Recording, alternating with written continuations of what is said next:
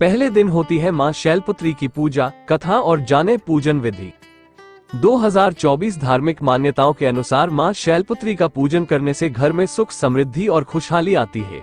इनकी पूजा करते समय व्रत कथा अवश्य पढ़नी चाहिए। शारदीय नवरात्रि की शुरुआत हो गई है और नवरात्रि का पहला मां शैलपुत्री को समर्पित है। इस दिन इनका विधि विधान से पूजन किया जाता है।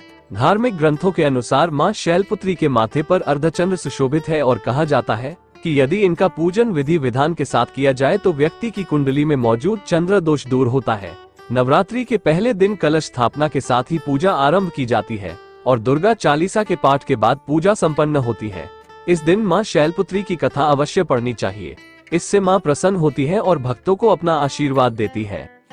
शैलपुत्री की कथा पौराणिक कथाओं के अनुसार मां शैलपुत्री का दूसरा नाम सती भी है।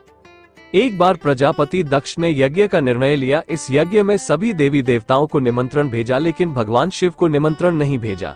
देवी सती को उम्मीद थी कि उनके पास भी निमंत्रण जरूर आएगा, लेकिन निमंत्रण न आने पर वे दुखी हो गई।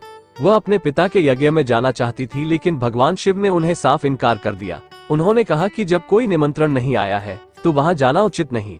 लेकिन जब सती ने ज्यादा बार आग्रह किया तो शिव को भी अनुमति देनी पड़ी। प्रजापति दक्ष के यज्ञ में पहुंचकर सती को अपमान महसूस हुआ। सब लोगों ने उनसे मुंह फेर लिया। केवल उनकी माता ने उन्हें स्नेह से गले लगाया। वहीं उनकी बहनें उपहास उड़ा रही थी और भोलेनाथ को भी तिरस्कृत कर रही थी।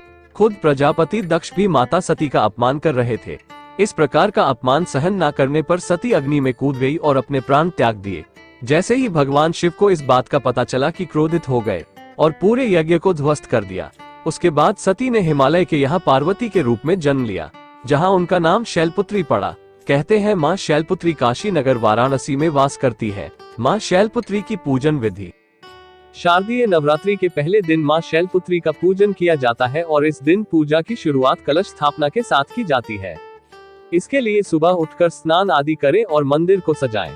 फिर कलश स्थापन करें और मां दुर्गा का पूजा आरंभ करें। मां दुर्गा को सिंदूर का तिलक लगाएं और लाल रंग के पुष्प अर्पित करें। इसके बाद फल व मिठाई अर्पित करें और उनके समक्ष घी का दीपक जलाएं। फिर आरती करें और दुर्गा चालीसा पढ़ें। इसके बाद दिन भर व्रत रखें और रात का पूजा करने के बाद व्रत खोलें।